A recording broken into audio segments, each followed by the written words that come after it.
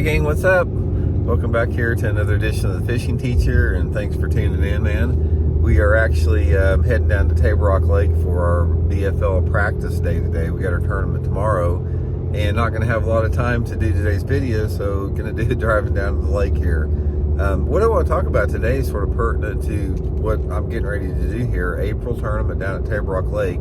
I want to talk about probably the #1 technique for catching fish in the month of April, especially like right now, the second week of April. We're going to go into that a little bit. So anyway, April, guys, is one of the top months to fish. If you don't know much about fishing, if you're just getting into fishing, you're probably not going to find a better month than April to fish. I mean, the fish are up shallow, the fish are biting a lot of times. They're pretty aggressive as far as, fish go for the, compared to the rest of the year.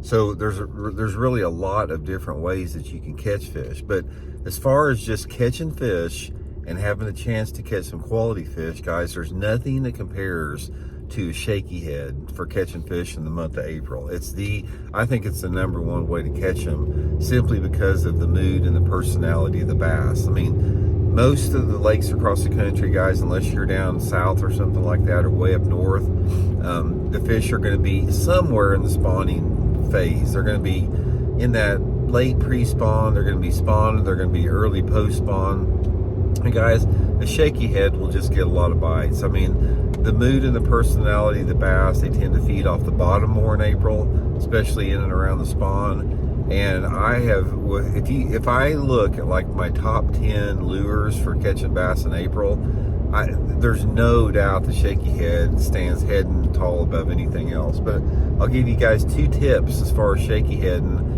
this time of year. #1 is go light on your head.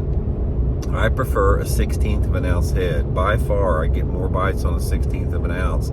And I know that 1/16 of an ounce heads are sort of hard to find at times.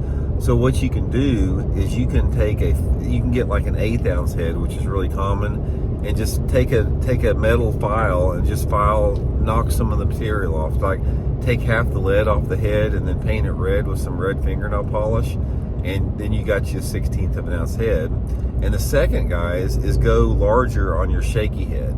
I like to use either like a Zoom trick worm, which is larger than a finesse worm, or my favorite is using some type of a soft plastic stick bait, whether it be like a Cinco or a Zoom Slinky, something like that. You'll get a lot of bites on a soft plastic stick bait, shaky head in the month of April. So anyway, I got them tied on down here. I'm going to be using them in this tournament, probably some. If you guys just want to catch a lot of fish, that's the way to do it. So hope it helps out. We'll talk later.